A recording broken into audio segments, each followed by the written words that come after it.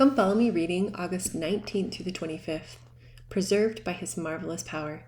Alma, chapters 53 through 63. When compared with the Lamanite armies, Helaman's little army of young men shouldn't have stood a chance.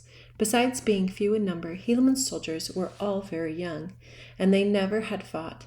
In some ways, their situation might seem familiar to those of us who sometimes feel outnumbered and overwhelmed in our latter-day battle against Satan and the forces of evil in the world. But the army of Helaman had some advantages over the Lamanites that had nothing to do with the numbers or military skill. They chose Helaman, a prophet, to lead them. They had been taught by their mothers that if they did not doubt, God would deliver them, and they had exceeding faith in that which they had been taught. As a result, they were protected by the miraculous power of God. So when facing life's battles, we can take courage. Helaman's army teaches us that there is a just God, and whosoever does not doubt will be preserved by his marvelous power. From the Student Manual. Introduction. President Ezra Taft Benson observed, quote, "From the Book of Mormon, we learn how disciples of Christ live in times of war," end quote. Mormon included several accounts of the war in the Book of Mormon for a purpose. These accounts teach about the need to preserve freedom in order to maintain religious rights, the damage traitors inflict, the value of even a few righteous youth, the moral justification for war, and the strategies to combat evil while relying upon God's power to intervene. Alma chapters 52 through 53, War and Bloodshed. Alma chapters 52 through 53 are a verification of the Savior's statement that all they that take the sword shall perish with the sword. Led by wicked and apostate Nephites, Amoron and others, the Lamanites sought to violently capture and maintain Nephite cities. Each city was taken at a high price, however. They had not taken any cities save they had lost much blood.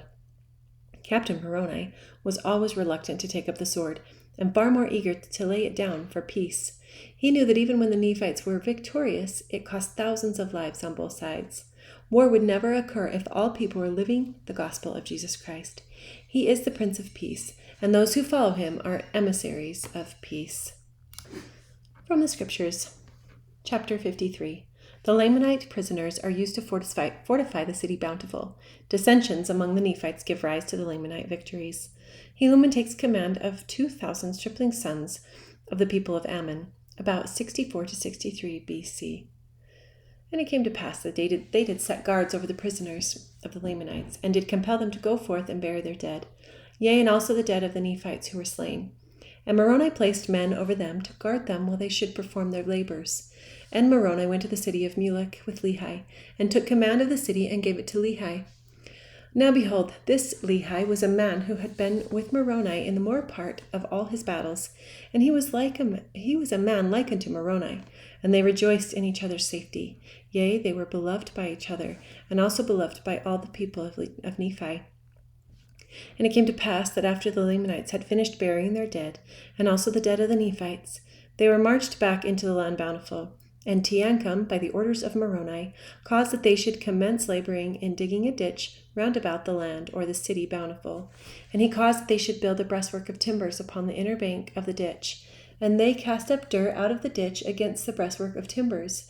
And thus they did cause the Lamanites to labor, until they had encircled the city of Bountiful round about with a strong wall of timbers and earth to an exceeding height. And this city became an exceeding stronghold ever after. And in this city they did guard the prisoners of the Lamanites, yea, even within a wall which they had caused them to build with their own hands. Now Moroni was compelled to cause the Lamanites to labor, because it was easy to guard them while at their labor. And he desired all his forces when he should make an attack upon the Lamanites.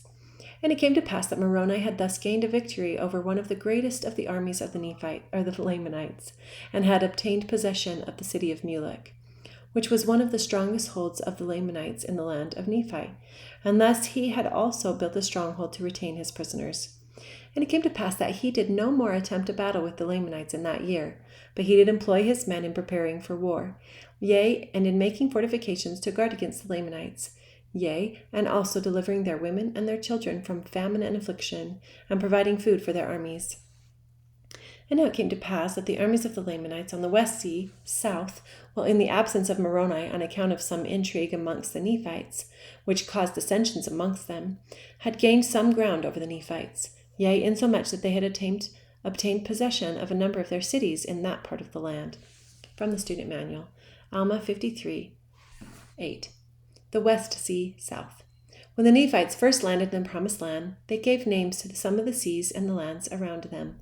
At that time, the sea to the west of their landing place was evidently called the West Sea. Later, Nephi left this land, took his followers, and went northward, where they settled in the land of Nephi. The descendants of Nephi and his group lived there for several hundred years. Then Mosiah, under the inspiration of the Lord, led a group of Nephites even farther north into the land of Zarahemla. The major group of the Nephites is now located in the land of Zarahemla, far north of the original landing place. Thus, the original West Sea is actually far to the south of where they are now living, and they refer to the West Sea south. From the Scriptures.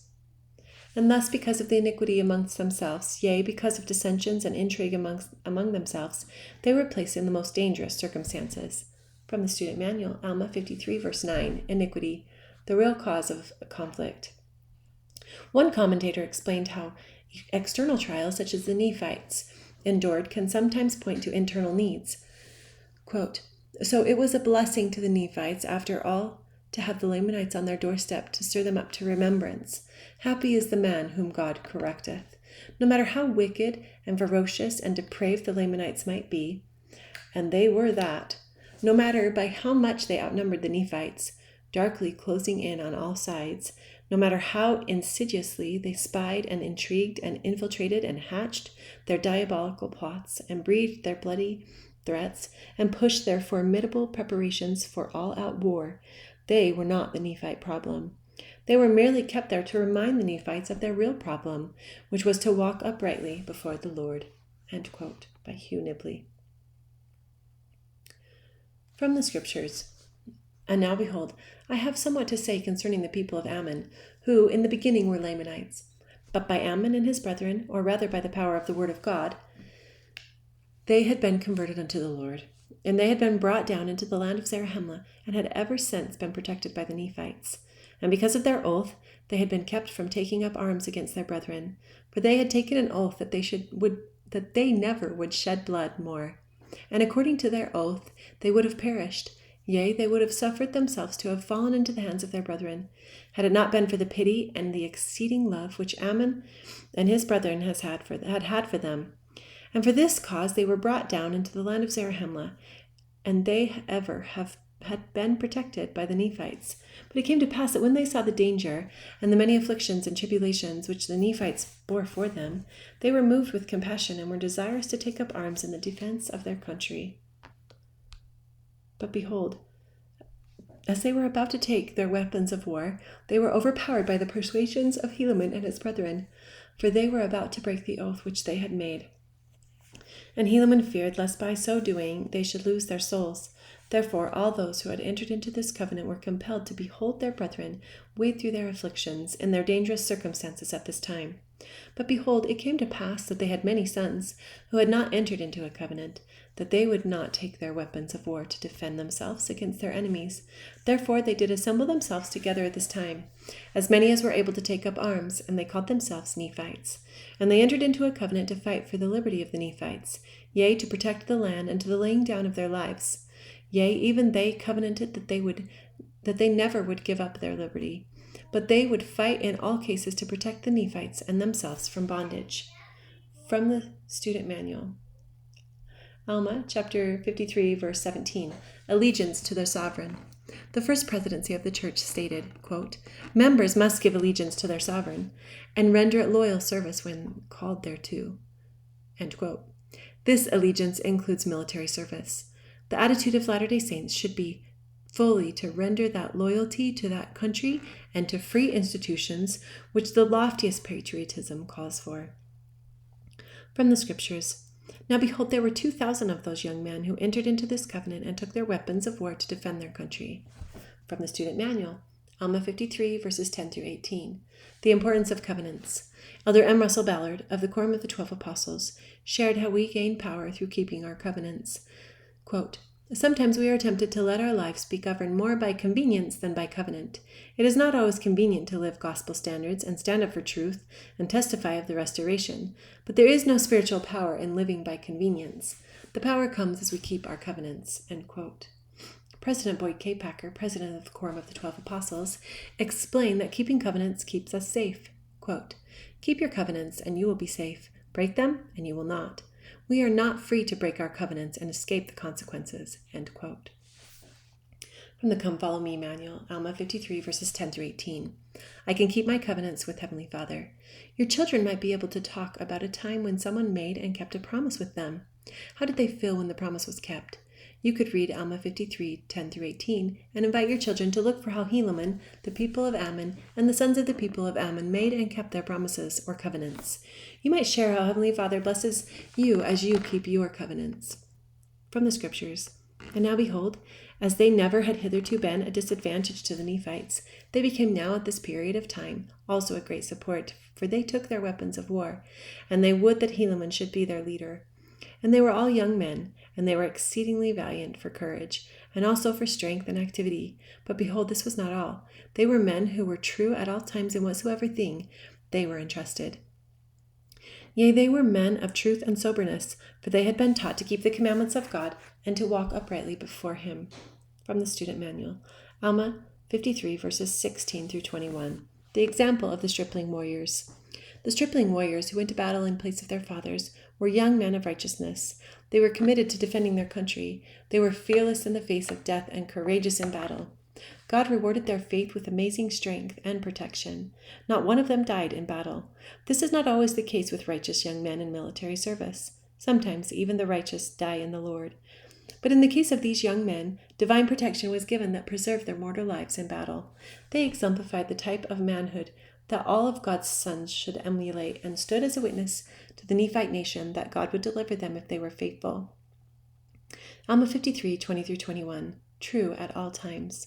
Elder Dallin H. Oaks of the Quorum of the 12 Apostles discuss what it means to be true at all times. Quote, "That word true implies commitment, integrity, endurance, and courage. It reminds us of the Book of Mormon's description of the 2,000 young warriors." From Alma 53, 20 through 21. "In the spirit of that description, I say to our returned missionaries, men and women who have made covenants to serve the Lord, and who have already served him in the great work of proclaiming the gospel and perfecting the saints, are you being true to the faith? Do you have the faith and continuing commitment to demonstrate the principles of the gospel in your own lives consistently? Have you served well, or you have served well, but do you, like the pioneers, have the courage and the consistency to be true to the faith and to endure to the end?" From the Scriptures. "And now it came to pass that Helaman did march at the head of his 2,000 stripling soldiers to the support of the people in the borders of the land on the south by the west sea. And thus ended the 28th year of the reign of the judges over the people of Nephi." From the Student Manual, Alma 53, verses 10 through 23. The stripling warriors. The young Ammonite warriors exemplified the type of manhood which all of God's sons should emulate. These warriors were committed to the defense of their country and the preservation of liberty. They were men of courage, truth, and righteousness. They were fearless, selfless, and men of great faith. God rewarded their faith with amazing protection.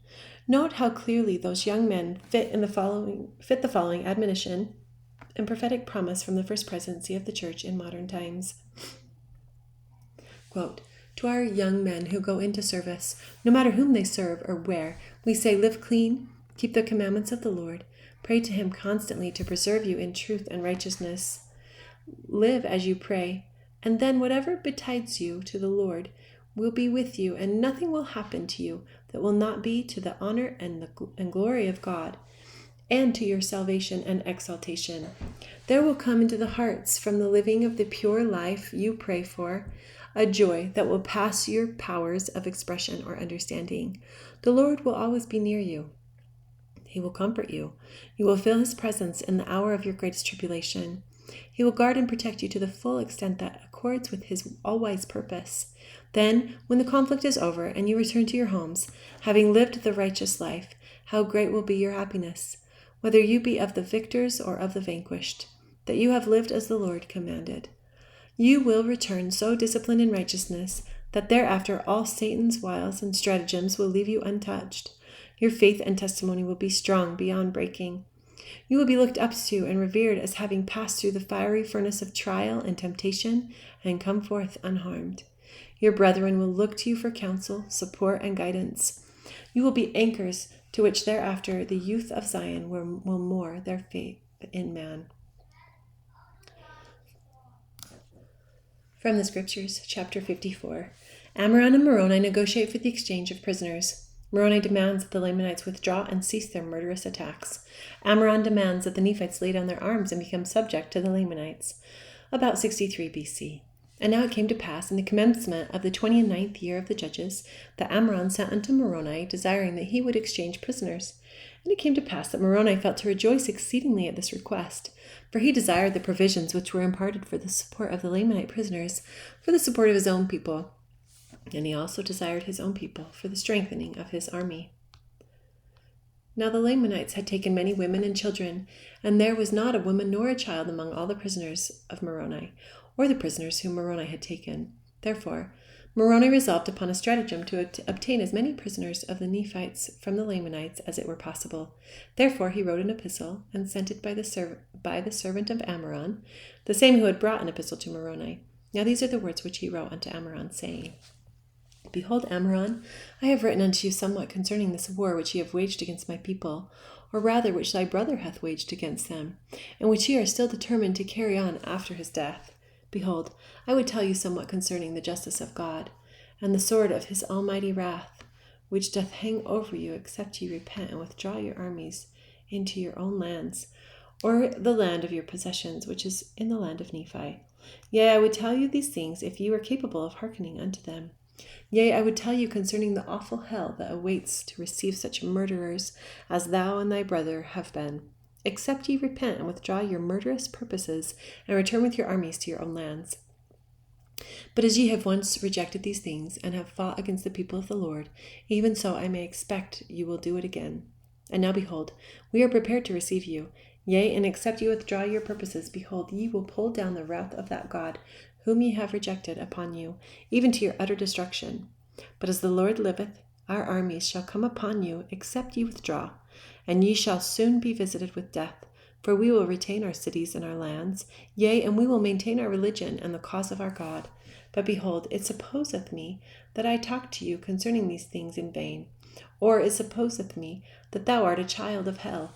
Therefore I will close my epistle by telling you that I will not exchange prisoners, save it be on conditions that you will deliver up a man and his wife and his children for one prisoner. If this be the case, that ye will do it, I will exchange.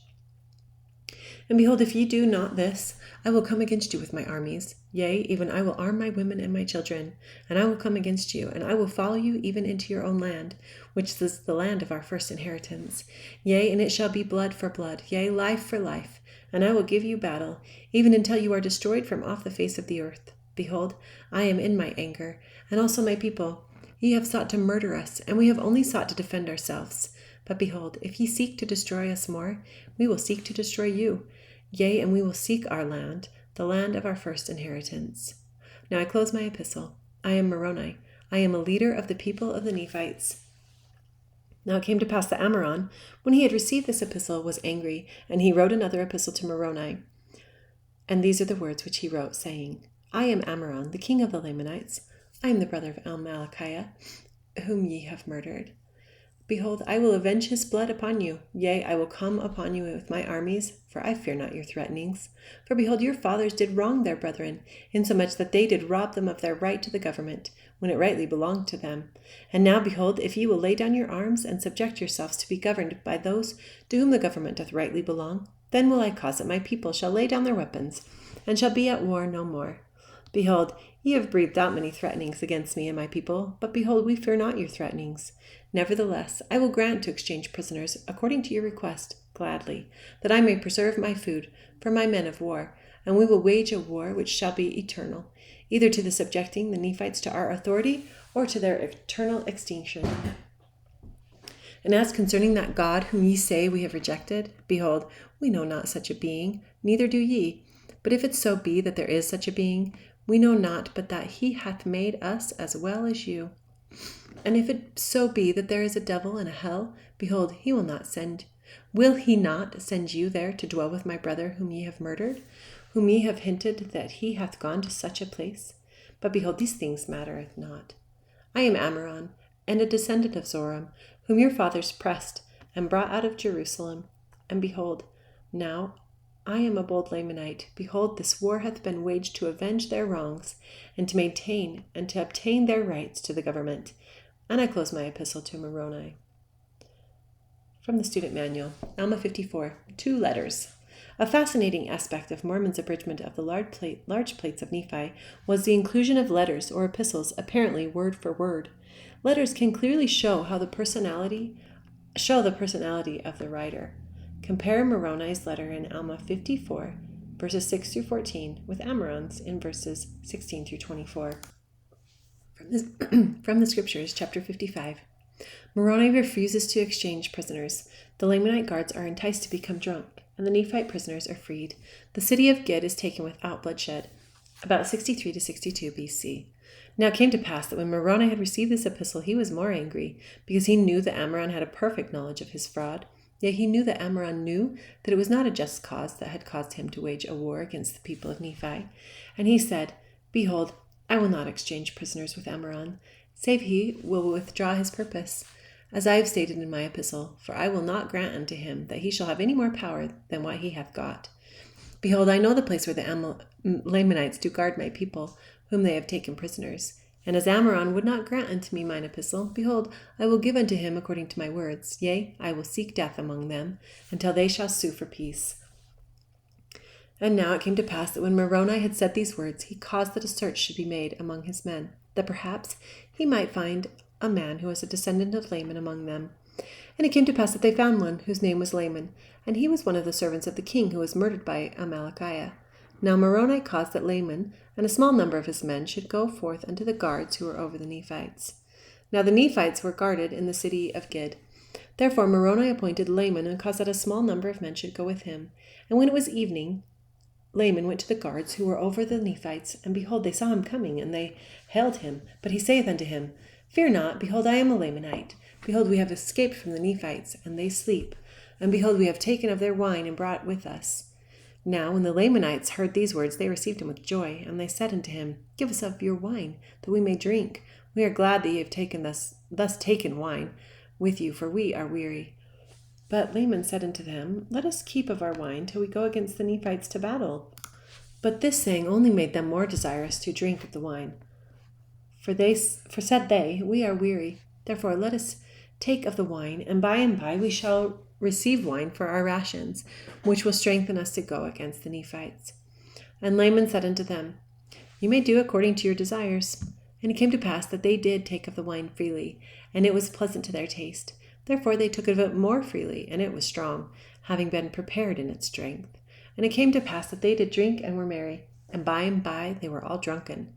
And now when Laman and his men saw that they were all drunken, and were in a deep sleep, they returned to Moroni, and told him all the things that had happened. And now this was according to the design of Moroni. And Moroni had prepared his men with weapons of war. And he went to the city Gid, while the Lamanites were in a deep sleep and drunken, and cast in weapons of war unto the prisoners, insomuch that they were all armed, yea, even to their women, and also those of their children, as many as were able to use a weapon of war. When Moroni had armed all those prisoners, and all those things were done in a profound silence. But had they awakened the Lamanites, behold, they were drunken, and the Nephites could have slain them. But behold, this was not the desire of Moroni. He did not delight in murder or bloodshed, but he delighted in the saving of his people from destruction.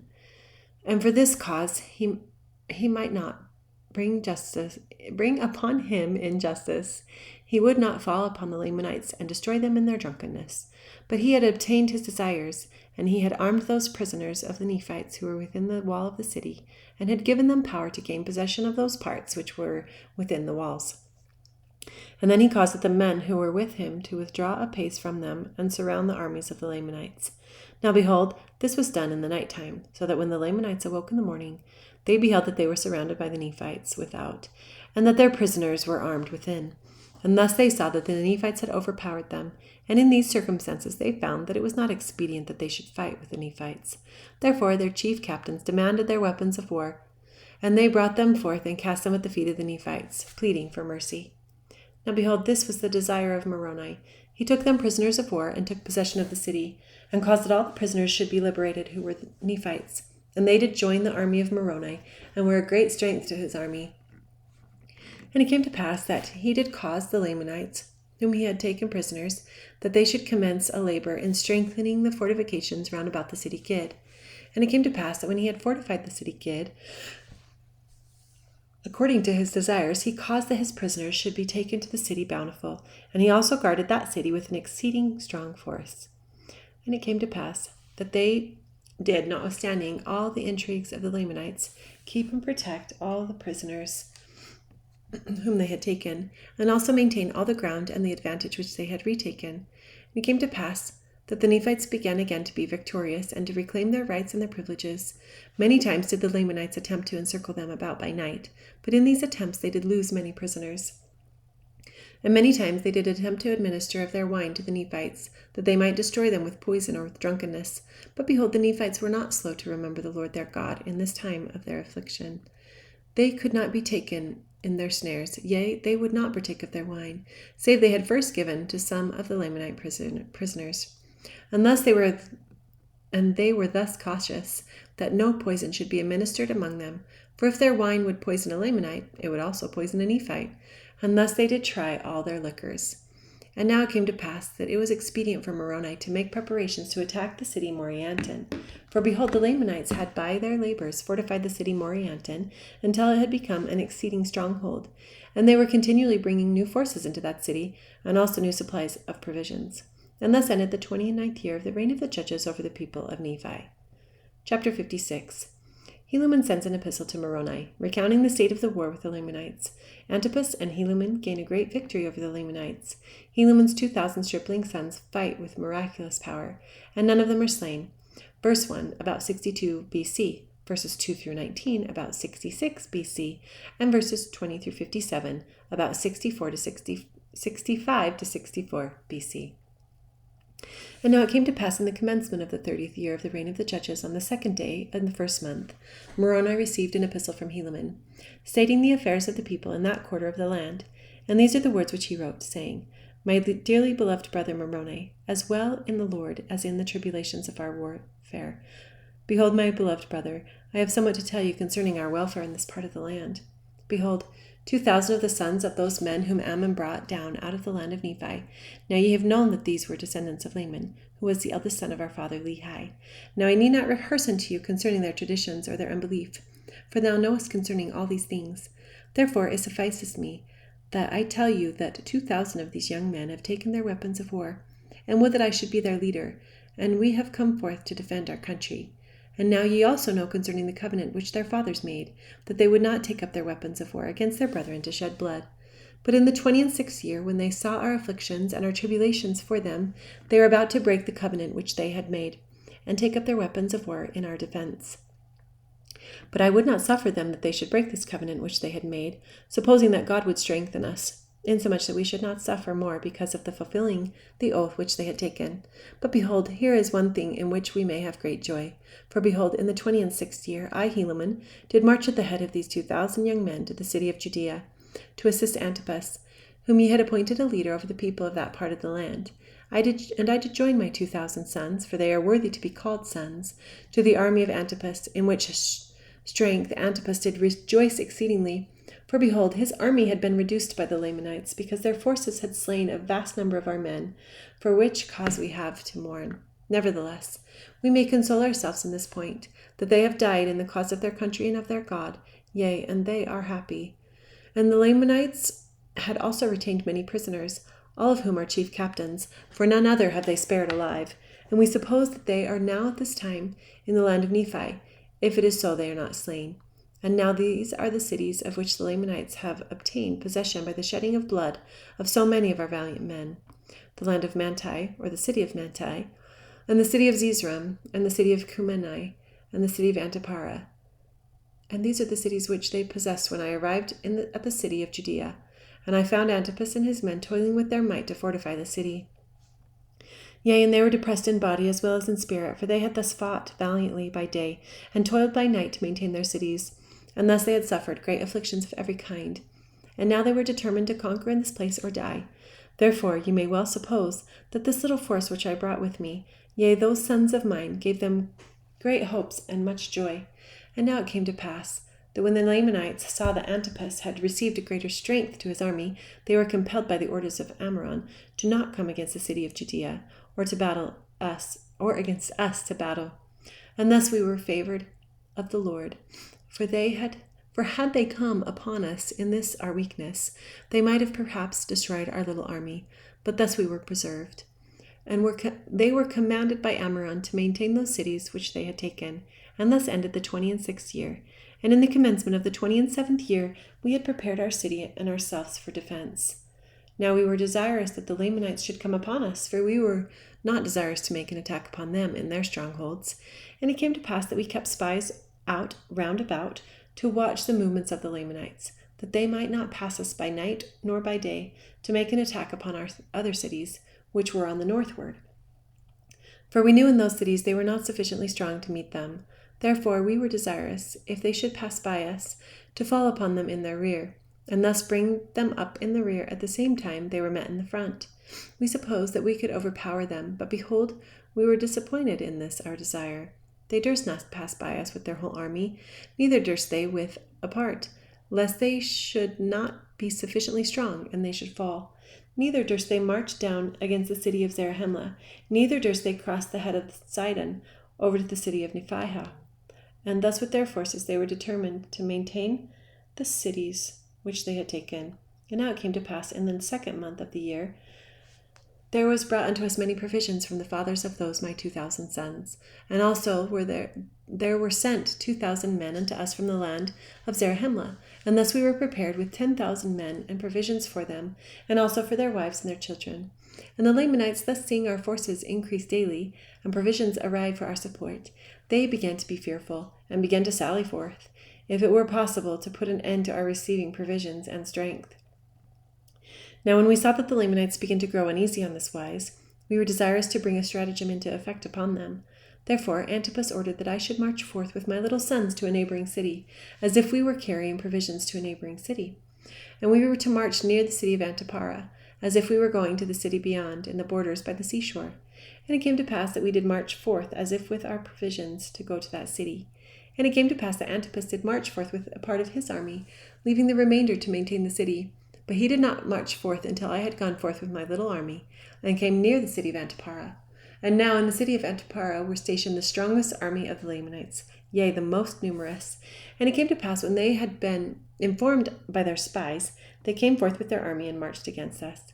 And it came to pass that we did flee before them northward. And thus we did lead away the most powerful army of the Lamanites, yea, even to a considerable distance, insomuch that when they saw the army of Antipas pursuing them with their might, they did not turn to the right nor the left, but pursued their march in a straight course after us. And as we suppose, it was their intent to slay us before Antipas should overtake them, and this that they might not be surrounded by our people. And now Antipas, beholding our danger, did speed the march of his army. But behold, it was night. Therefore they did not overtake us, neither did Antipas overtake them. Therefore we did camp for the night. And it came to pass that before the dawn of the morning, behold, the Lamanites were pursuing us. Now we were not sufficiently strong to contend with them. Yea, I would not suffer that my little sons should fall into their hands. Therefore we did continue our march, and we took our march into the wilderness. Now they durst not turn to the right nor the left, lest they should be surrounded. Neither would I turn to the right nor the left, lest they should overtake me, and we could not stand against them, but be slain, and they would make their escape. And thus we did flee all that day into the wilderness, even until it was dark. And it came to pass that again, when the light of the morning came, we saw the Lamanites upon us, and we did flee before them. But it came to pass that they did not pursue us far before they halted. And it was in the morning of the 3rd day of the 7th month. And now, whether they were overtaken by Antipas, we know not. But said I unto my men, Behold, we know not, but they have halted for the purpose that we should come against them, that they might catch us in their snare. Therefore what say ye, my sons? Will ye go against them to battle? And now I say unto you, my beloved brother Moroni, that never had I seen so great courage, nay, not amongst all the Nephites.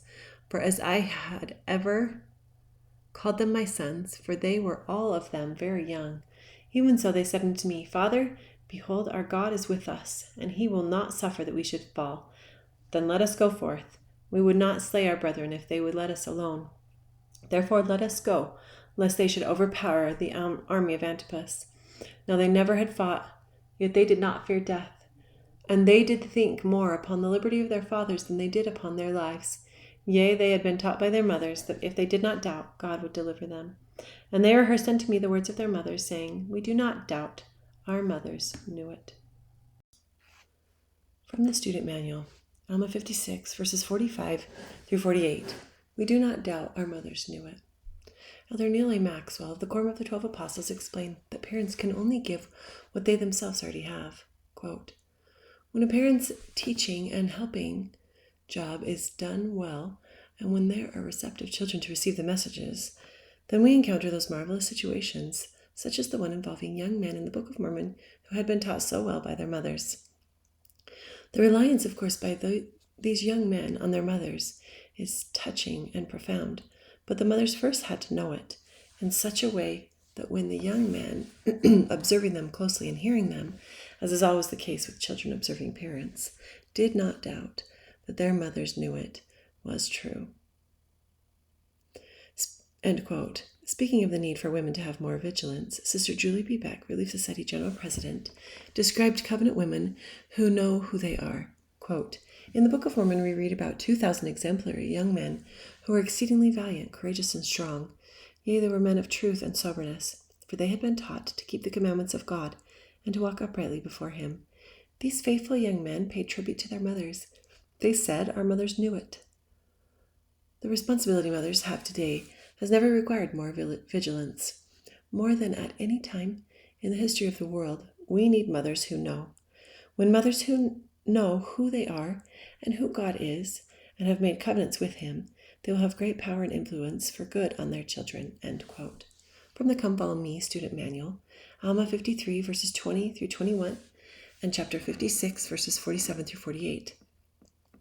I could be faithful to God like Helaman's young soldiers. You can use many resources to share the story of Helaman's soldiers, including the pictures in this outline. And chapter 34, Helaman and the 2,000 young warriors from the Book of Mormon stories. This week's activity page can help your children think of ways they can be like the army of Helaman. Consider sharing some of the qualities of the young soldiers from Alma 53, verses 20 through 21, to get them started. You could also sing together, We'll Bring the World His Truth. From the scriptures, and it came to pass that I did return with my 2,000 against these Lamanites who had pursued us. And now, behold, the armies of Antipas had overtaken them, and a terrible battle had commenced. The army of Antipas, being weary because of their long march in so short a space of time, were about to fall into the hands of the Lamanites. And had I not returned with my 2,000, they would have obtained their purpose. For Antipas had fallen by the sword, and many of his leaders, because of their weariness, which was occasioned by the speed of their march. Therefore the men of Antipas, being confused because of the fall of their leaders, began to give way before the Lamanites. And it came to pass that the Lamanites took courage and began to pursue them, and thus were the Lamanites pursuing them with great vigor, when Helaman came upon their rear with his 2,000, and began to slay them exceedingly, insomuch that the whole army of the Lamanites halted and turned upon Helaman. Now when the people of Antipas saw that the Lamanites had turned them about, they gathered together their men and came again upon the rear of the Lamanites. And now it came to pass that we, the people of Nephi, the people of Antipas, and I with my 2,000, did surround the Lamanites and did slay them, yea, insomuch that they were compelled to deliver up their weapons of war, and also themselves as prisoners of war. And now it came to pass that when they had surrendered themselves unto us, behold, I numbered those young men who had fought with me, fearing lest there were many of them slain.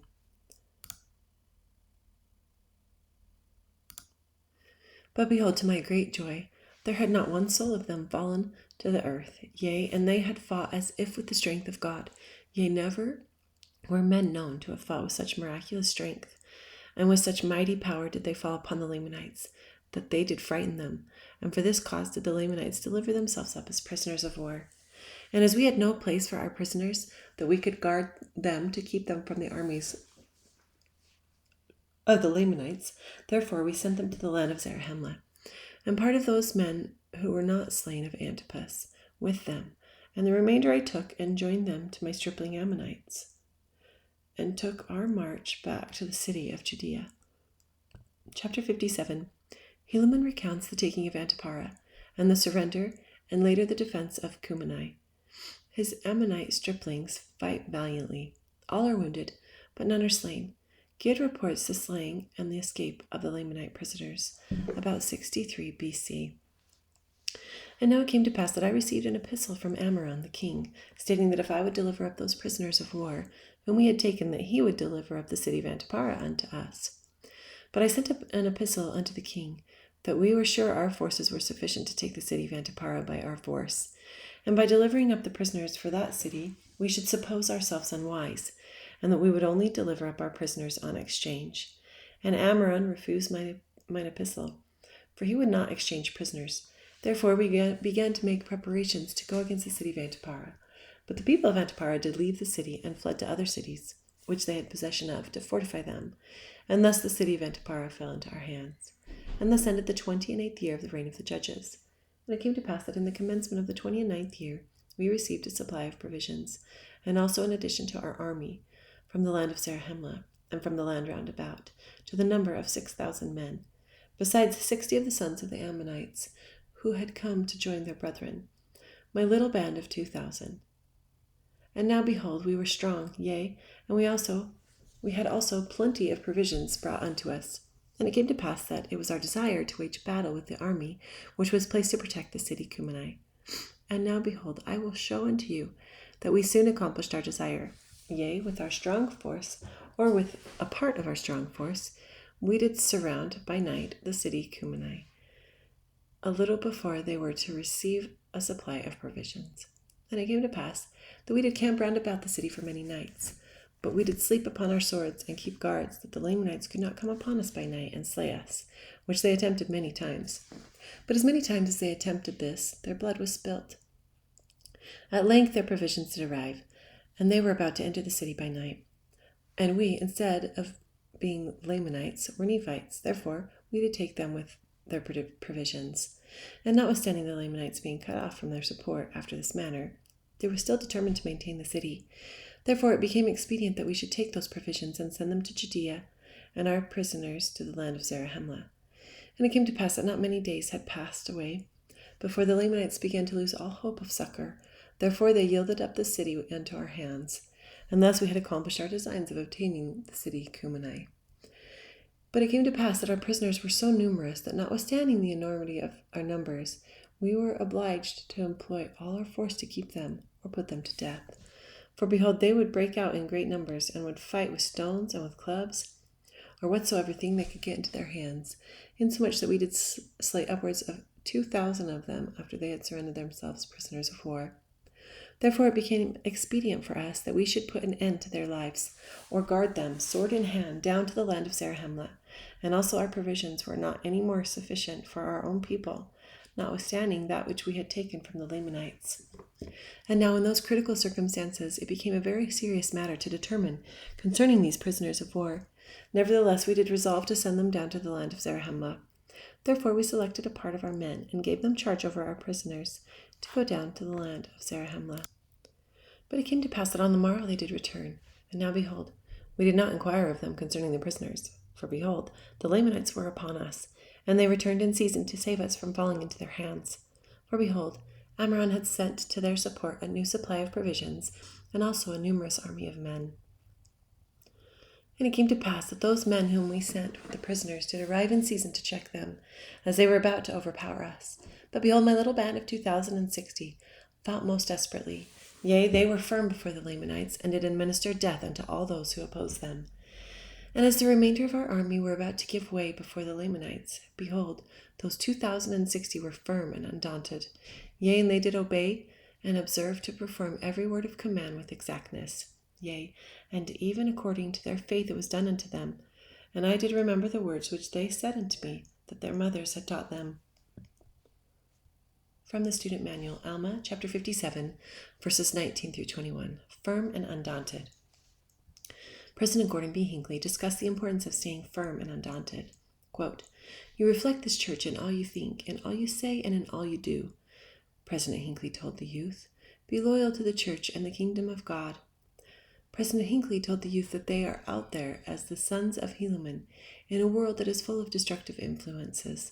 But if you put your trust in the Almighty and follow the teachings of this church and cling to it notwithstanding your wounds, you will be preserved and blessed and magnified and made happy. Speaking of the world in which they live, President Hinckley told the youth, you are in the midst of Babylon. The adversary comes with great destruction. Stand above it. You of the noble birthright, stand above it." End quote. From the Come Follow Me manual, Alma chapter 56, verses 45 through 48, and chapter 57, verses 21. I can be faithful to what my parents teach in righteousness. Helaman's young soldiers looked to their mother's faith when they were faced with a great challenge.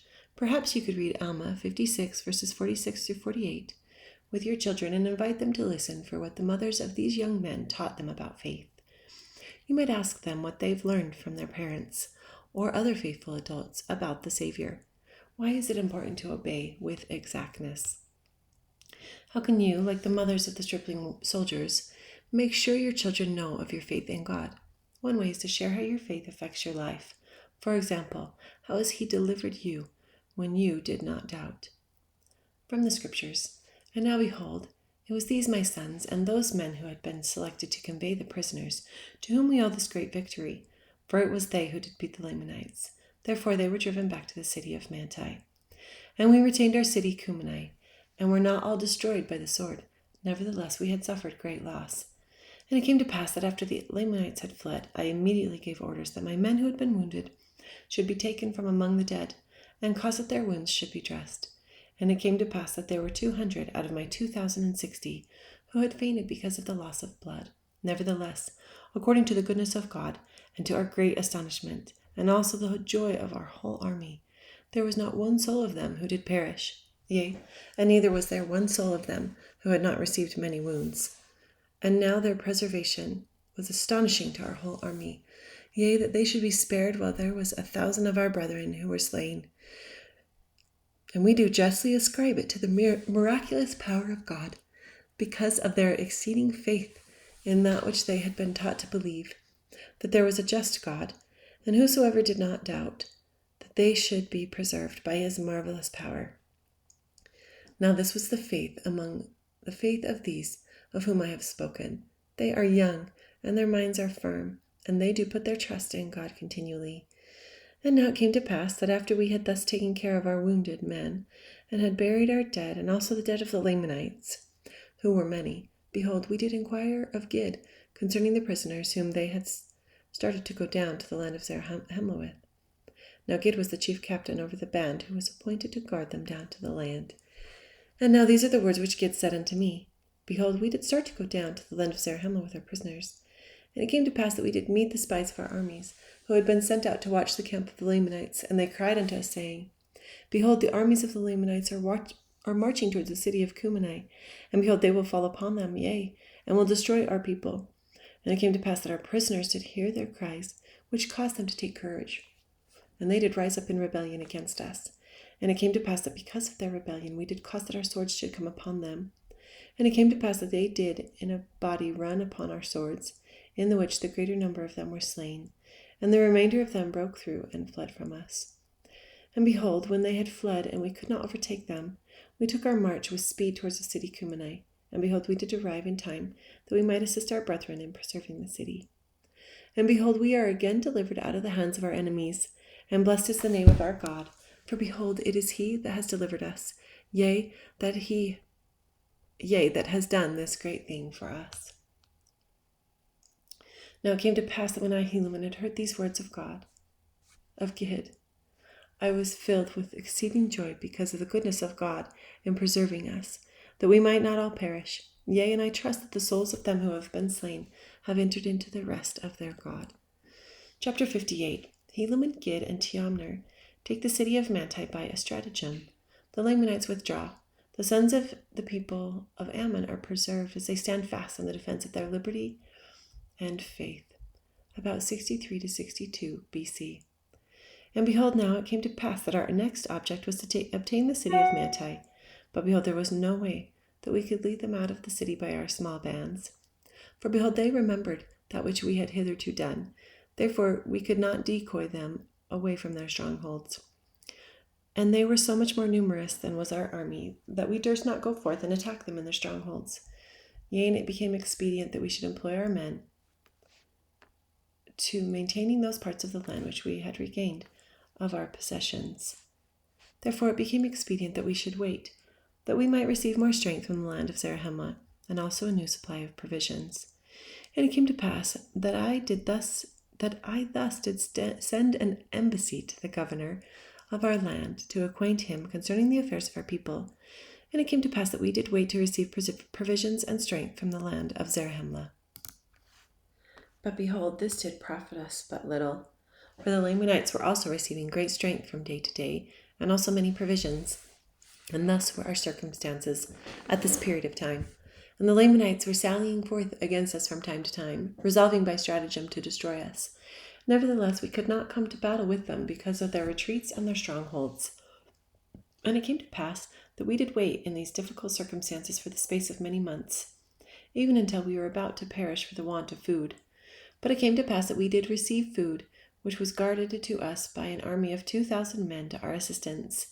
And this is all the assistance that we did receive to defend ourselves and our country from falling into the hands of our enemies, yea, to contend with an enemy which was innumerable. And now the cause of these our embarrassments, or the cause of why they did not send more strength unto us, we knew not.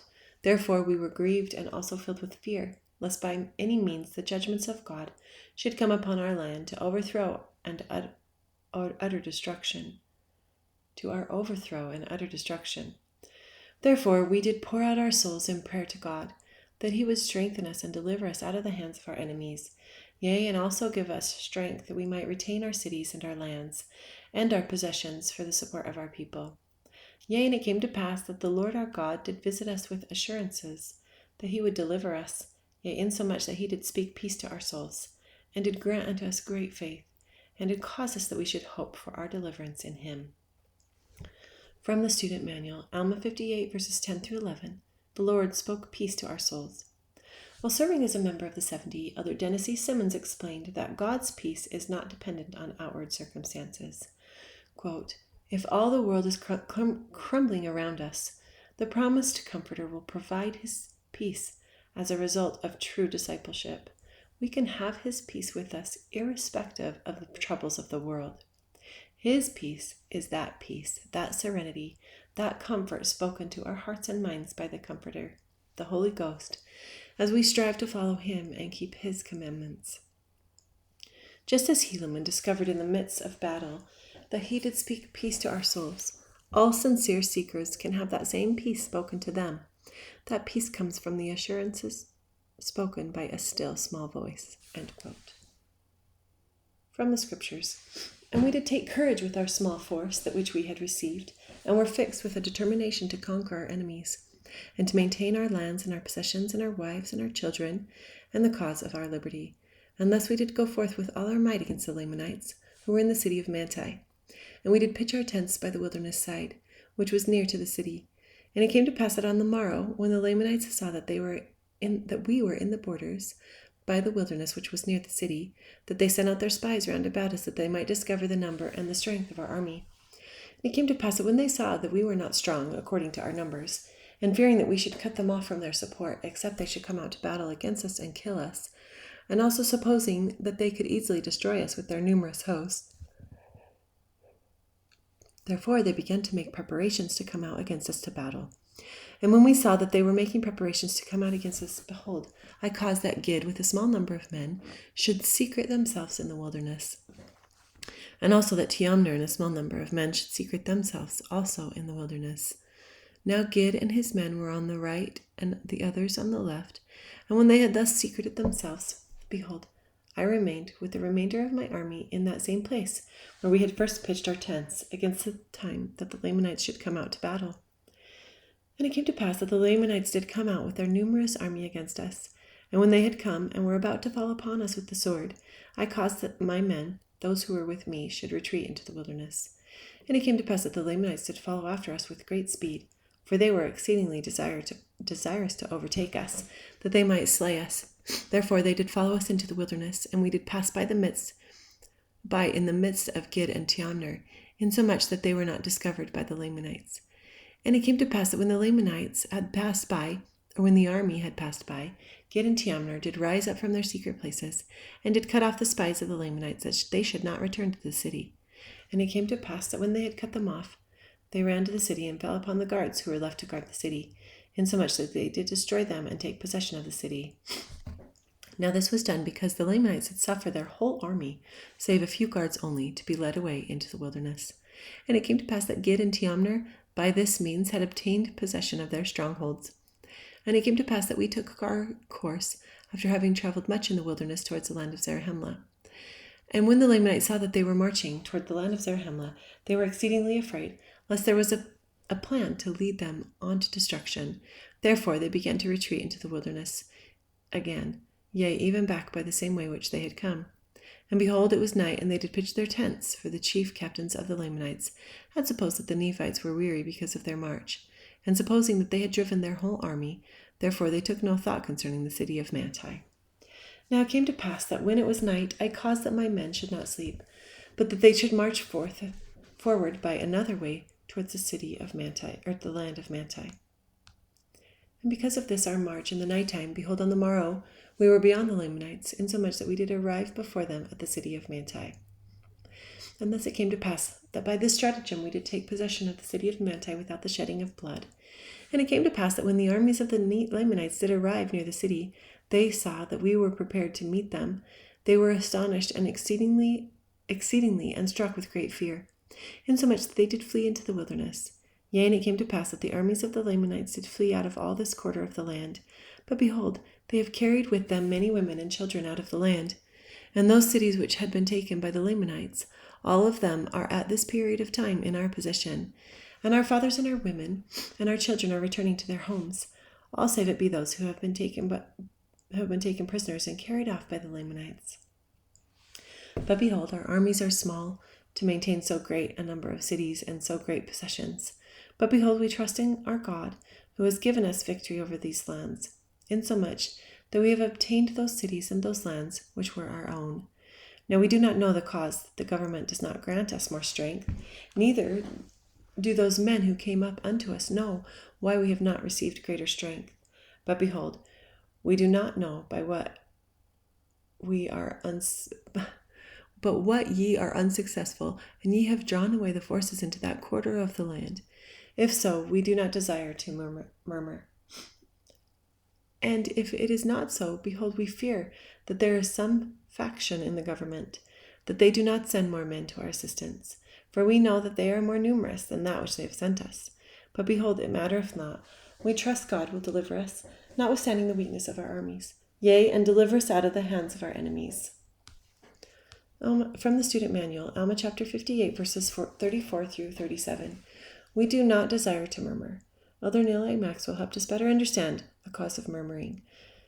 Quote, in a happy day ahead, they that murmured shall learn doctrine. This suggests that doctrinal illiteracy is a significant cause of murmuring among church members. End quote. From the Scriptures. Behold, this is the 29th year in the latter end, and we are in the possession of our lands. And the Lamanites had fled to the land of Nephi. And those sons of the people of Ammon, of whom I have so highly spoken, are with me in the city of Manti. And the Lord has supported them, yea, and kept them from falling by the sword, insomuch that one soul has not been slain. But behold, they have received many wounds. Nevertheless, they stand fast in that liberty wherewith God has made them free. And they are strict to remember the Lord their God from day to day. Yea, they do observe to keep his statutes, and his judgments, and his commandments continually. And their faith is strong in the prophecies concerning that which is to come. And now, my beloved brother Moroni, may the Lord our God, who has redeemed us and made us free, keep you continually in his presence. Yea, and may he favor this people, even that ye may have success in obtaining the possession of all that which the Lamanites have taken from us, which was for our support. And now, behold, I close mine epistle. I am Helaman, the son of Alma. From the Come Follow Me manual. Alma 53, verses 10 through 22, 56, verses 43 through 49, verses 55 through 56, and chapter 57, verses 20 through 27, chapter 58, verses 39 through 40. Having faith in God helps me overcome fear. If it weren't for their faith, Helaman's young soldiers would have had good reason to feel afraid, but because of their faith, they had even more reason to be courageous. As you read about them in Alma, chapters 53 through 58, look for things that help you face your fears with faith in Christ. Consider focusing on the following verses from the introduction to this section. This table could help you record what you find. Refer to the table and Come Follow Me. To win our spiritual battles, we also need the power of Jesus Christ. How can you access his power? Look for answers in President Russell M. Nelson's message, Drawing the Power of Jesus Christ into Our Lives. You might compare his counsel with things that Helaman's soldiers did. After studying these things, think about your own spiritual battles. Write down what you feel inspired to do to exercise your faith in Jesus Christ. See also Neil L. Anderson, Wounded in the Ensign or Liahona, November 2018. True to the Faith hymns, Drawing Upon the Power of God in Our Lives video, and the Gospel Library, Gospel Topics, Faith in Jesus Christ, Gospel Library. From the Student Manual, Alma 58, The Need for a Strong Defense. The Book of Mormon teaches that a people must prepare to defend themselves if they are to remain free. For war may sometimes be required to defend that freedom. It also teaches that mere physical defenses and armaments are not sufficient preparation. Elder John A. Woodsoe said, quote, "Preparedness is today on every tongue. There is danger ahead, and defenses must be set up. Preparedness is not a new word to the Latter-day Saints. For 110 years, our voice has been one of warning to prepare against the commotion and calamities of the last days. We have taught and continue to teach that full preparedness and complete defense against the devastation by evil is the acceptance of the gospel of Jesus Christ. When every knee shall bow and every tongue confess that Jesus is the Christ, that we may look for the peace of Eden, but not before. Our land is setting up defenses of powder and steel. That is well enough, but there are intangible defenses more powerful, which direct the use of material defenses. These must be fostered if our preparedness shall be adequate." End quote. Alma, chapters 53 through 63, Introduction. After clearing up a misunderstanding, Moroni, the chief captain of the Nephite armies, and Pahoran, the chief judge and governor over the Nephites, unitedly strove to preserve the rights and liberty of their people. Chapter 59 from the Scriptures. Moroni asked Pahoran to strengthen the forces of Helaman. The Lamanites take the city of Nephihah. Moroni is angry with the government about 62 BC. Now it came to pass in the 30th year of the reign of the judges over the people of Nephi, after Moroni had received and had read Helaman's epistle, he was exceedingly rejoiced because of the welfare, yea, the exceeding success which Helaman had had in obtaining those lands which were lost.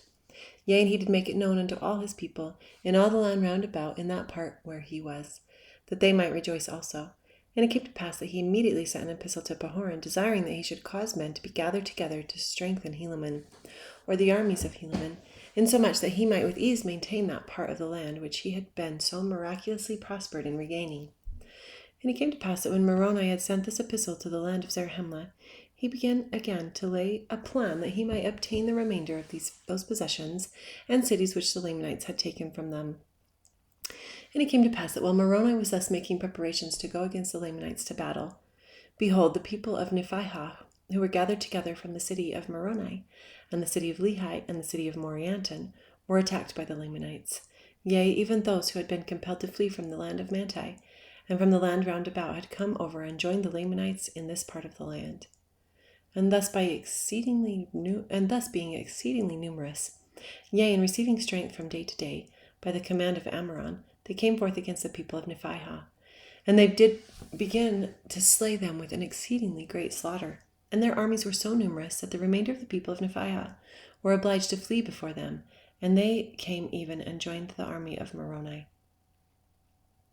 And now as Moroni had supposed that there should be men sent to the city of Nephihah to the assistance of the people to maintain that city, and knowing that it was easier to keep the city from falling into the hands of the Lamanites than to retake it from them, he supposed that they would easily maintain that city.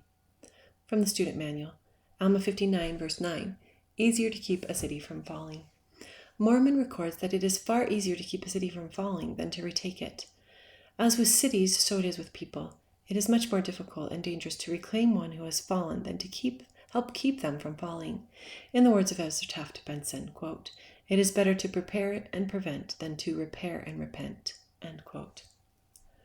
From the Scriptures, therefore he retained all his force to maintain those places which he had recovered. And now when Moroni saw that the city of Nephihah was lost, he was exceedingly sorrowful, and began to doubt, because of the wickedness of the people, whether they should not fall into the hands of their brethren. Now this was the cause with all his chief captains. They doubted and marveled also because of the wickedness of the people, and this because of the success of the Lamanites over them.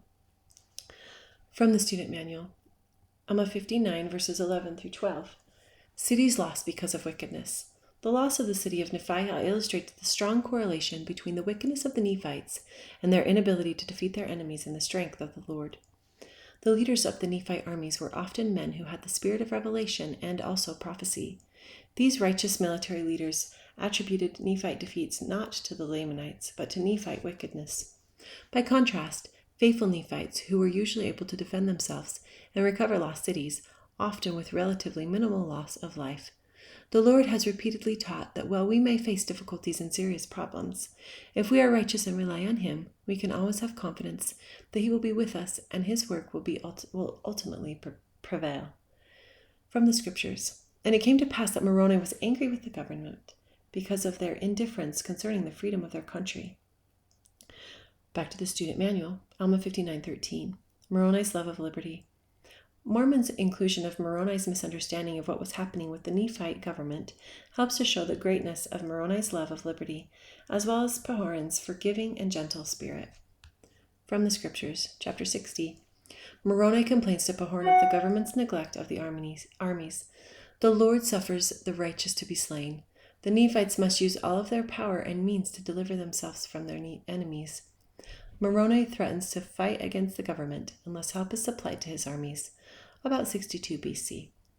And it came to pass that he wrote again to the governor of the land, who was Pahoran, and these are the words which he wrote, saying, Behold, I direct my epistle to Pahoran, in the city of Zarahemla, who is the chief judge and the governor over the land, and also to all those who have been chosen by this people to govern and manage the affairs of this war.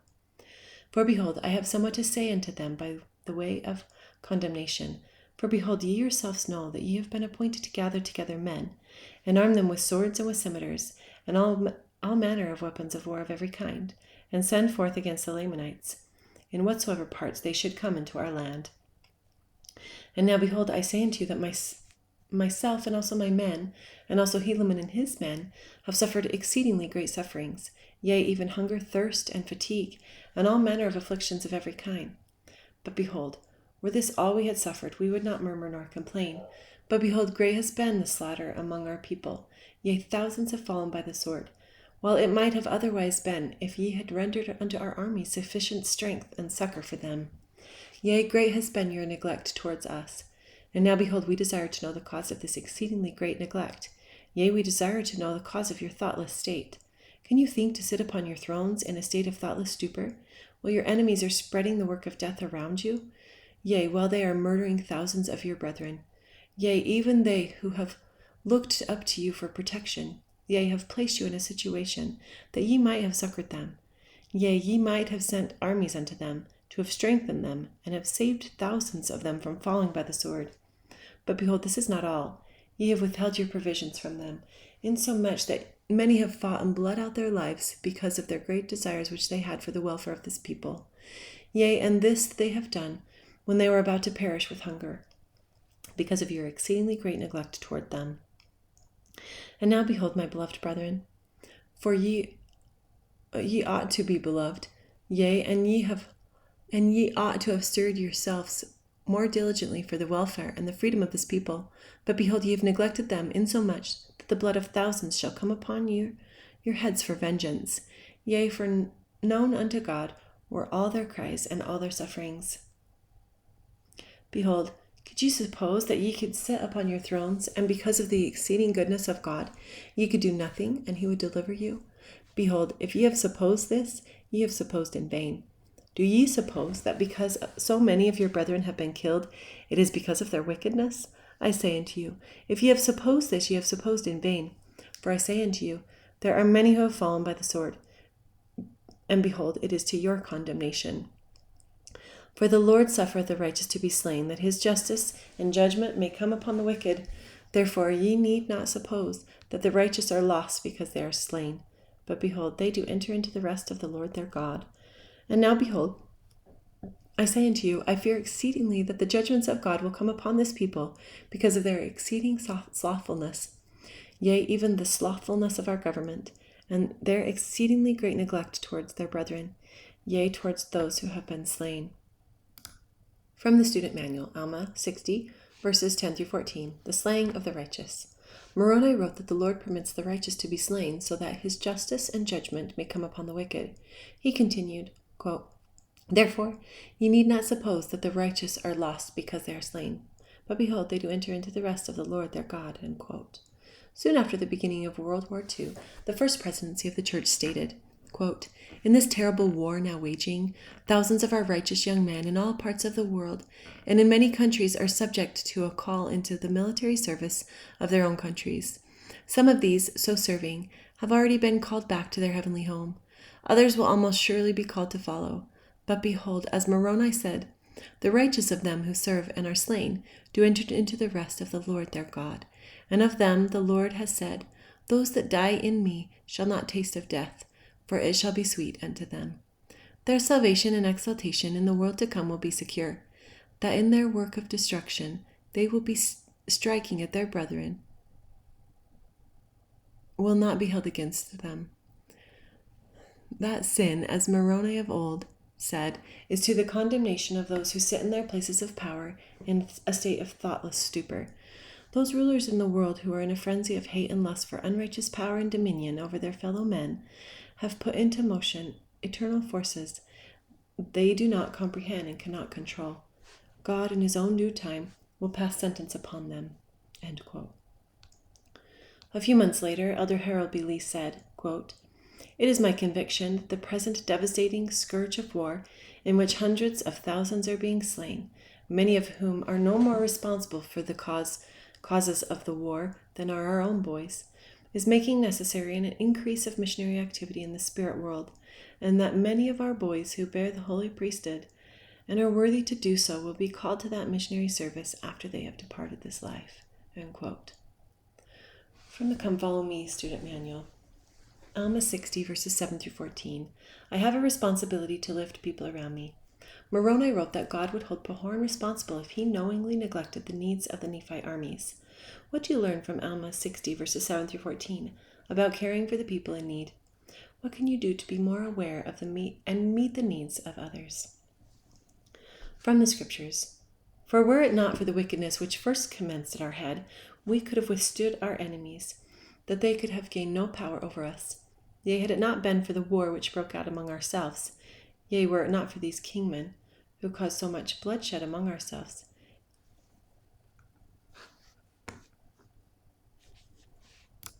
yea, at the time we were contending among ourselves, if we had united our strength, as we hitherto have done, yea, had it not been for the desire of power and authority which those kingmen had over us, had they been true to the cause of our freedom, and united with us, and gone forth against our enemies, instead of taking up swords against us, which was the cause of so much bloodshed among ourselves.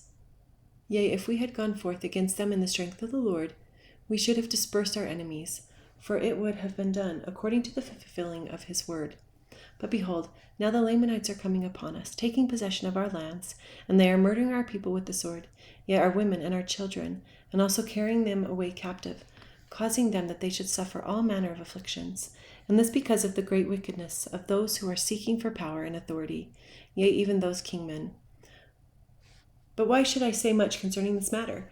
For we know not but what ye yourselves are seeking for authority. We know not but what ye are also traitors to your country. Or is it that ye have neglected us, because ye are in the heart of our country, and ye are surrounded by security, that ye do not cause food to be sent unto us, and also men to strengthen our armies?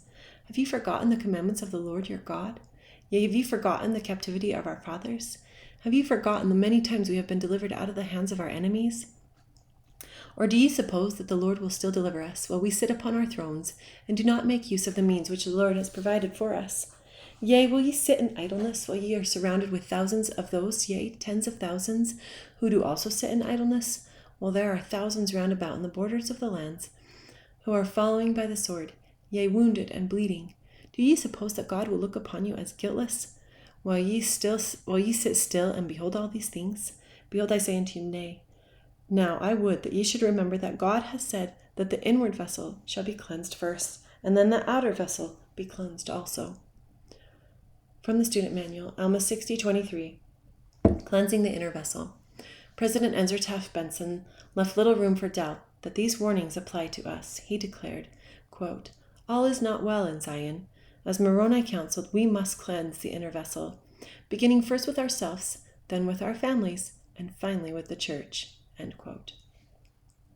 From the Scriptures. And now, except ye do repent of that which ye have done, and begin to be up and doing, and send forth food and men among us, and also unto Helaman, that he may support those parts of our country which he has regained, and that we may also recover the remainder of our possessions in these parts.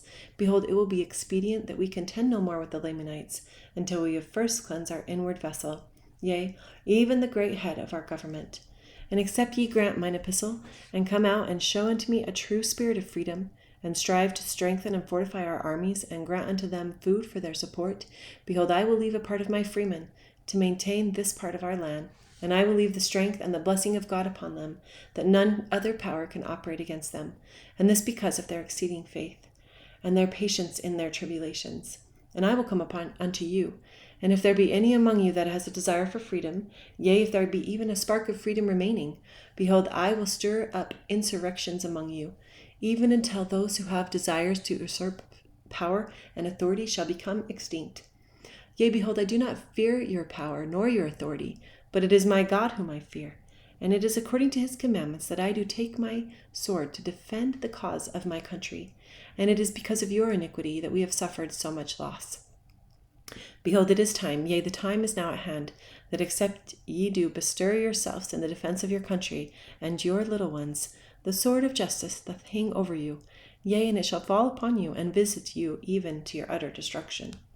Behold, I wait for assistance from you, and except ye do administer unto our relief, behold, I come unto you even in the land of Zarahemla, and smite you with the sword, insomuch that ye can have no more power to impede the progress of this people in the cause of our freedom. For behold, the Lord will not suffer that ye shall live and wax strong in your iniquities to destroy his righteous people. Behold, can you suppose that the Lord will spare you and come out in judgment against the Lamanites, when it is the tradition of their fathers that has caused their hatred? Yea, and it has been redoubled by those who have dissented from us, while your iniquity is for the cause of your love of glory and the vain things of the world? Ye know that ye do transgress the laws of God, and ye do know that ye do trample them under your feet. Behold, the Lord saith unto me, if those whom ye have appointed your governors do not repent of their sins and iniquities, ye shall go up to battle against them. And now behold, I, Moroni, am constrained, according to the covenant which I have made to keep the commandments of my God. Therefore I would that ye should adhere to the word of God, and send speedily unto me of your provisions and of your men, and also to Helaman. And behold, if ye will not do this, I come unto you speedily, for behold, God will not suffer that we should perish with hunger. Therefore he will give unto us of your food, even if it must be by the sword. Now see that ye fulfill the word of God. Behold, I am Moroni, your chief captain. I seek not for power, but to pull it down. I seek not for honor of the world, but for the glory of my God, and the freedom and welfare of my country. And thus I close mine epistle. From the Student Manual, Alma 60, verses 19 through 56, Moroni's letter to Pahoran. Pahoran could have chosen to be offended by the letters sent by Moroni, but he did not. Elder David A. Bednar of the Quorum of the 12 Apostles described the fact that we, like Pahoran, can choose not to be offended. Quote, when we believe or say that we have been offended, we usually mean we feel insulted, mistreated, snubbed, or disrespected. And certainly clumsy, embarrassing, unprincipled, and mean-spirited things do occur in our interactions with other people that would allow us to take offense. However, it ultimately is impossible for another person to offend you or to offend me. Indeed, believing that another person has offended us is fundamentally false. To be offended is a choice we make. It is not a condition inflicted or imposed upon us by someone or something else. Through the strengthening power of the atonement of Jesus Christ, you and I can be blessed to avoid and triumph over offense. Great peace have they which love thy law, and nothing shall offend them. As described by Elder Neil A. Maxwell, the church is not a well-provisioned rest home for the already perfected. Rather, the church is a learning laboratory and a workshop in which we gain experience as we practice on each other in the ongoing process of perfecting the saints. Elder Maxwell also insightfully explained that in his latter-day learning laboratory known as the Restored Church, the members constitute the clinical material that is essential for growth and development. You and I cannot control the intentions or behavior of other people. However, we do determine how we will act. Please remember that you and I are agents endowed with moral agency, and we can choose not to be offended. End quote. From the Scriptures, chapter 61. Pahoran tells Moroni of the insurrection and rebellion against the government. The king men take Zarahemla and are in league with the Lamanites. Pahoran asks for military aid against the rebels. About 62 BC. Behold, now it came to pass that soon after Moroni had sent his epistle unto the chief governor, he received an epistle from Pahoran, the chief governor. And these are the words which he received. I, Pahoran, who am the chief governor of this land, do send these words unto Moroni, the chief captain over the army. Behold, I say unto you, Moroni, that I do not joy in your great afflictions, yea, it grieves my soul. But behold, there are those who do joy in your afflictions, yea, insomuch that they have risen up in rebellion against me, and also those of my people who are freemen. Yea, and those who have risen up are exceedingly numerous. And it is those who have sought to take away the judgment seat from me that have been the cause of this great iniquity, for they have used great flattery, and they have led away the hearts of many people, which will be the cause of sore affliction among us. They have withheld our provisions, and have daunted our freemen, that they have not come unto you. And behold, they have driven me out before them, and I have fled to the land of Gideon, with as many men as it were possible that I could get. And behold, I have sent a proclamation throughout this part of the land, and behold, they are flocking to us daily, to their arms, in the defense of their country and their freedom, and to avenge our wrongs. And they have come unto us insomuch that those who have risen up in rebellion against us are set at defiance, yea, insomuch that they do fear us, and durst not come out against us to battle. They have got possession of the land, or the city of Zarahemla. They have appointed a king over them, and he hath written unto the king of the Lamanites, in the which he hath joined in alliance with him, in the which alliance he hath agreed to maintain the city of Zarahemla, which maintenance he supposeth will enable the Lamanites to conquer the remainder of the land, and he shall be placed king over this people when they shall be conquered under the Lamanites. And now in your epistle you have censured me, but it mattereth not. I am not angry, but do rejoice in the greatness of your heart. I, Pahoran, do not seek for power, save only to retain my judgment seat, that I may preserve the rights and the liberty of my people. My soul standeth fast in that liberty in which God hath made us free. And now, behold, we will resist wickedness even unto bloodshed. We would not shed the blood of the Lamanites if they would stay in their own land. We would not shed the blood of our brethren if they would not rise up in rebellion and take the sword against us.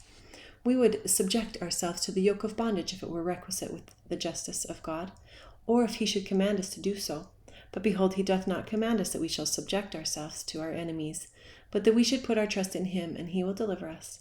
Therefore, my beloved brother Moroni, let us resist evil, and whatsoever evil we cannot resist with our words, yea, such as rebellions and dissensions, let us resist them with our swords, that we may retain our freedom, that we may rejoice in the great privilege of our church, and in the cause of our Redeemer and our God. From the Student Manual, Alma 61, verses 1 through 14, Pahoran's reply to Moroni. Pahoran's reply to Moroni is a classic in scriptural literature. Pahoran knew that Moroni did not know the true state of affairs within the government. Moroni was fighting on the battlefront and did not have time to investigate the situation as one would do ordinarily. Moreover, Pahoran knew that Moroni was a true servant of God and of the people, and that his anger was solely in the interest of liberty. As Moroni wrote in closing his epistle, quote, I seek not for power, but to pull it down. I seek not for honor of the world, but for the glory of my God and the freedom and welfare of my country. End quote. Pahoran felt the same sentiments as Moroni, and so understood the motivation behind his censure. Hence, after explaining to Moroni the cause of this difficulty at home, Pahoran wrote, quote, Therefore, my beloved brother Moroni, let us resist evil, and whatsoever evil we cannot resist with our words, yea, such as rebellions and dissensions, let us resist them with our swords, that we may retain our freedom, that we may rejoice in the great privilege of our church, and in the cause of our Redeemer, our God. End quote. After receiving Pahoran's letter and request to help oust the kingmen from Zarahemla, Moroni took a small part of his army to the governor's aid.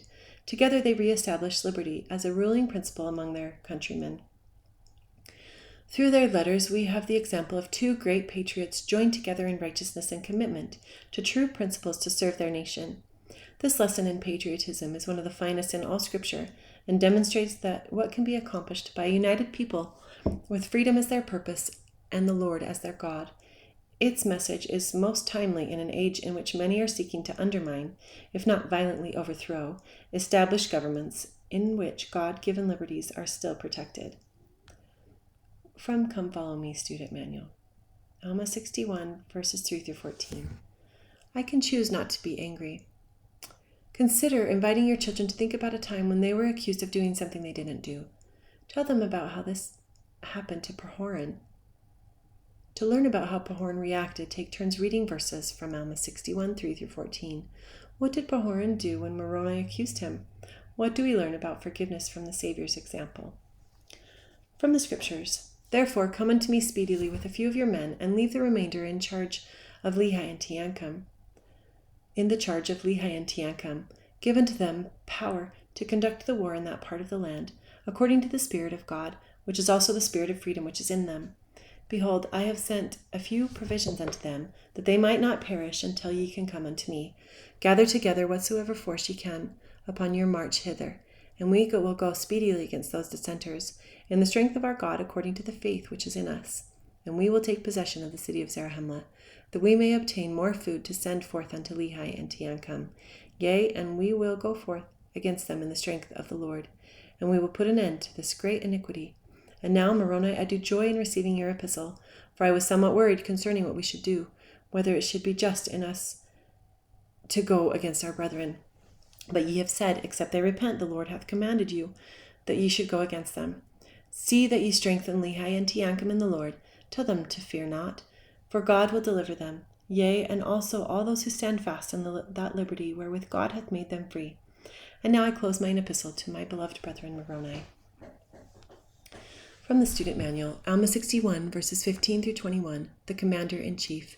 In a democracy, does the ultimate military authority reside with the military or with the elected representatives of the people, who was the supreme commander of the Nephite armies, Moroni or Pahoran?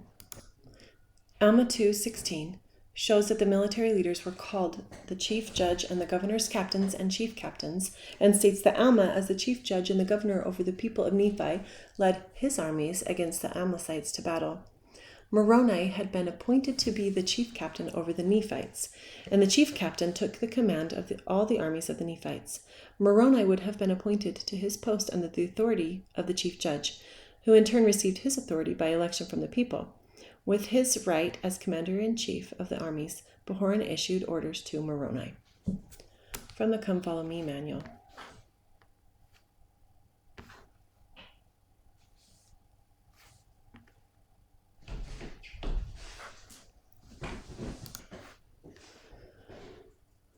Alma 58, 1 through 12, 31 through 37, and 61. Followers of Jesus Christ are not easily offended. Helaman and Pahoran had reasons to be offended. Helaman was not receiving support for his armies, and Pahoran was falsely accused by Moroni of withholding that support. What impresses you about the reactions in Alma 58, 1-12, 31-37, and Alma 61? Why do you feel they responded this way? Elder David A. Bednar pointed to Pahoran as an example of meekness and taught that the most majestic and meaningful examples of meekness are found in the life of the Savior himself. Ponder how the Savior showed meekness. See, for instance, verses in Matthew, Luke, and John. Refer to the Come Follow Me student manual. How can you follow his example? From the student manual, Alma 61, Response to Unjustified Scolding. Elder Neil A. Maxwell explained how differences can occur even between faithful members. Quote, in a perfect church filled with imperfect people, there are bound to be some miscommunications at times. A noteworthy example occurred in ancient American Israel. Moroni wrote 2 times to Pahoran complaining of neglect because much-needed reinforcements did not arrive. Moroni used harsh language, accusing the governor of the land, Pahoran, of sitting on his throne in a state of thoughtless stupor. Pahoran soon made a very patriotic reply, explaining why he could not do what Moroni wanted. Though censured, Pahoran was not angry. He even praised Moroni for the greatness of your heart. Given the intense mutual devotion of disciples, discussions as to how to best move the Lord's work along are bound to produce tactical differences on occasion. Just as in this epistle, sometimes scolding occurs that is later shown to be unjustified. Unquote. Chapter 62 from the Scriptures. Moroni marches to the aid of Pahoran in the land of Gideon. The king-men who refuse to defend their country are put to death. Pahoran and Moroni retake Nephihah. Many Lamanites join the people of Ammon. Teancum slays Amaron and is in turn slain. The Lamanites are driven from the land, and peace is established. Helaman returns to the ministry and builds up the church, about 62 to 57 BC. And it came to pass that when Moroni had received this epistle, his heart did take courage, and was filled with exceedingly great joy because of the faithfulness of Pahoran, that he was not also a traitor to the freedom and cause of his country, but he did also mourn exceedingly because of the iniquity of those who had driven Pahoran from the judgment seat, yea, in fine, because of those who had rebelled against their country and also their God. And it came to pass that Moroni took a small number of men, according to the desire of Pahoran, and gave Lehi and Teancum command over the remainder of his army, and took his march toward the land of Gideon. And he did raise the standard of liberty in whatsoever place he did enter, and gained whatsoever force he could in all his march towards the land of Gideon. And it came to pass that thousands did flock unto his standard, and did take up their swords in the defense of their freedom, that they might not come into bondage. And thus when Moroni had gathered together whatsoever men he could in all his march, he came to the land of Gideon, uniting his forces with those of Pahoran. They became exceedingly strong, even stronger than the men of Pachus, who was the king of those dissenters who had driven the free men out of the land of Zarahemla, and had taken possession of the land. And it came to pass that Moroni and Pahoran went down with their armies into the land of Zarahemla, and went forth against the city, and did meet the men of Pachus, insomuch that they did come to battle. And behold, Pachus was slain, and his men were taken prisoners. And Pahoran was restored to his judgment seat. And the men of Pachus received their trial according to the law, and also those kingmen who had been taken and cast into prison. And they were executed according to the law. Yea, those men of Pachus and those kingmen, whosoever would not take up arms in the defense of their country, but would fight against it, were put to death. And thus it became expedient that this law should be strictly observed for the safety of their country. Yea, and whosoever was found denying their freedom was speedily executed according to the law. And thus ended the 30th year of the reign of the judges over the people of Nephi, Moroni and Pahoran having restored peace to the land of Zarahemla among their own people, having inflicted death upon all those who were not true to the cause of freedom. And it came to pass in the commencement of the 31st year of the reign of the judges over the people of Nephi, Moroni immediately caused that provisions should be sent, and also an army of 6,000 men should be sent unto Helaman, to assist him in preserving that part of the land. And he also caused that an army of 6,000 men, with a sufficient quantity of food, should be sent to the armies of Lehi and Teancum. And it came to pass that this was done to fortify the land against the Lamanites. And it came to pass that Moroni and Pahoran, leaving a large body of men in the land of Zarahemla, took their march with a large body of men towards the land of Nephihah. being determined to overthrow the Lamanites in that city. From the Student Manual, Alma 62:3-14, Treason. Treason is a serious offense. Pachus and his kingmen were committed to the overthrow of Nephite freedom. They insisted on trying to destroy the very thing Moroni's soldiers were fighting for and dying to preserve. This neither Moroni nor Pahoran could condone in the slightest. It was difficult enough to have to fight against aggression from outside their country, but to have to battle foes within as well was unthinkable. Following their capture, the evil men of Pachus were executed if they would not take up arms to defend their country. From the Scriptures. And it came to pass that as they were marching toward the land, they took a large body of men of the Lamanites, and slew many of them, and took their provisions and their weapons of war. And it came to pass that after they had taken them, they caused them to enter into a covenant, that they would no more take up their weapons of war against the Nephites. And when they had entered into this covenant, they sent them to dwell with the people of Ammon, and they were in number about 4,000 who had not been slain. And it came to pass that when they had sent them away, they pursued their march toward the land of Nephihah. And it came to pass that when they had come to the city of Nephihah, they did pitch their tents in the plains of Nephihah, which is near the city of Nephihah. Now Moroni was desirous that the Lamanites should come out to battle against them upon the plains, but the Lamanites, knowing of their exceedingly great courage, and beholding the greatness of their numbers, therefore they durst not come out against them. Therefore they did not come to battle in that day. And when the night came, Moroni went forth in the darkness of the night, and came upon the hill, the top of the wall, to spy out in what part of the city the Lamanites had camped with their army. And it came to pass that they were on the east by the entrance, and they were all asleep. And now Moroni returned to his army, and caused that they should prepare in haste strong cords and ladders, to be let down from the top of the wall into the inner part of the wall. And it came to pass that Moroni caused that his men should march forth, and come upon the top of the wall, and let themselves down into that part of the city, yea, even on the west, where the Lamanites did not camp with their armies. And it came to pass that they were all let down into the city by night, by the means of their strong cords and their ladders. Thus when the morning came, they were all within the walls of the city. And now when the Lamanites awoke, and saw the armies of the Moroni were within the walls, they were affrighted exceedingly, insomuch that they did flee out by the pass. And now when Moroni saw that they were fleeing before him, he did cause that his men should march forth against them, and slew many, and surrounded many others, and took them prisoners. And the remainder of them fled into the land of Moroni, which was in the borders by the seashore.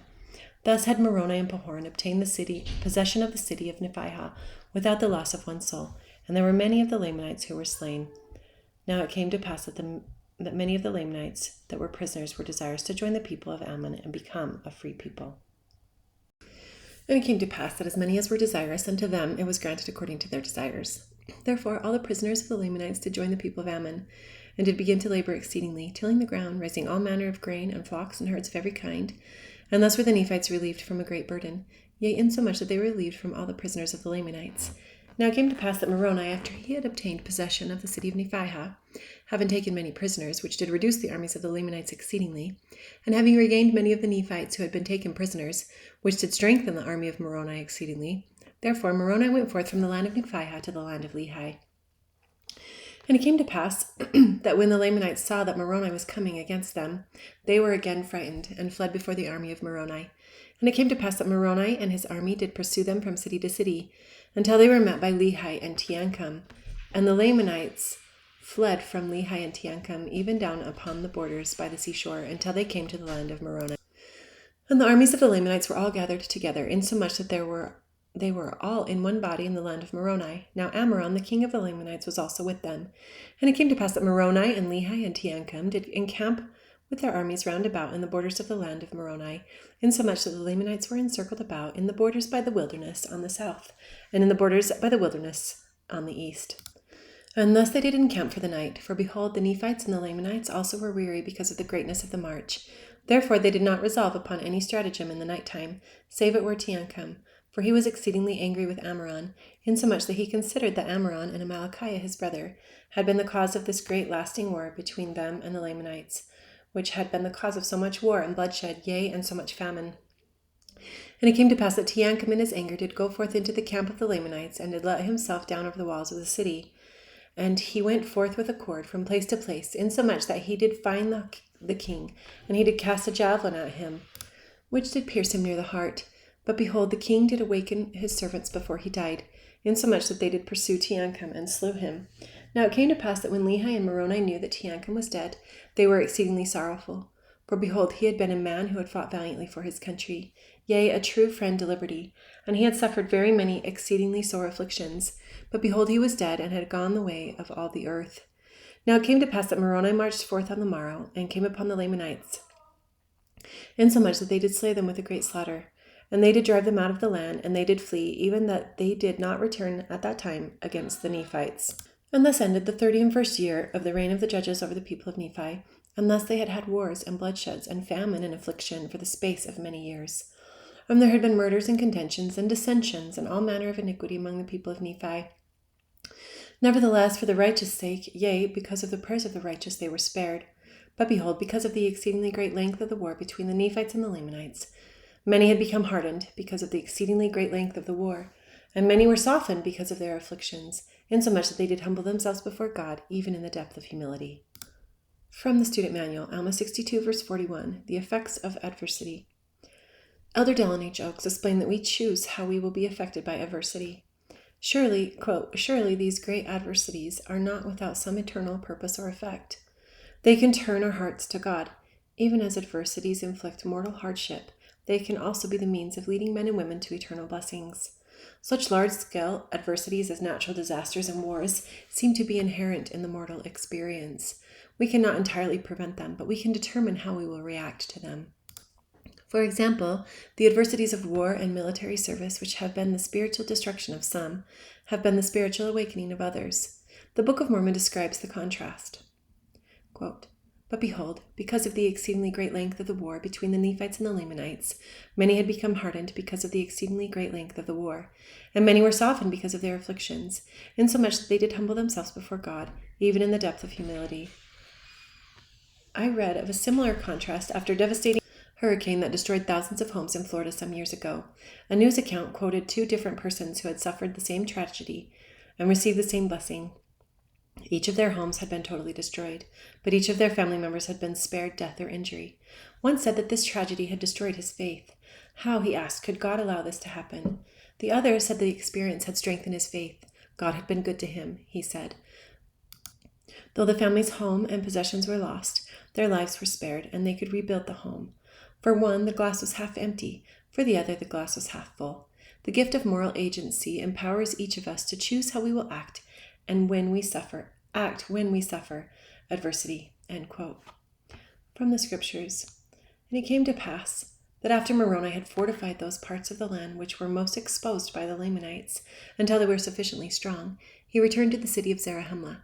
And also Helaman returned to the place of his inheritance. And there was once more peace established among the people of Nephi. And Moroni yielded up the command of his armies into the hands of his son, whose name was Moronihah. And he returned to his own house, that he might spend the remainder of his days in peace. And Behoron did return to his judgment seat, and Helaman did take upon him again to preach unto the people the word of God. For behold, because of so many wars and contentions, it had become expedient that a regulation should be made again in the church. Therefore Helaman and his brethren went forth, and did declare the word of God with much power, unto the convincing of many of their people of their wickedness, which did cause them to repent of their sins, and to be baptized unto the Lord their God. And it came to pass that they did establish again the church of God throughout all the land. Yea, and regulations were made concerning the law, and their judges and their chief judges were chosen. And the people of Nephi began to prosper again in the land, and began to multiply and to wax exceedingly strong again in the land.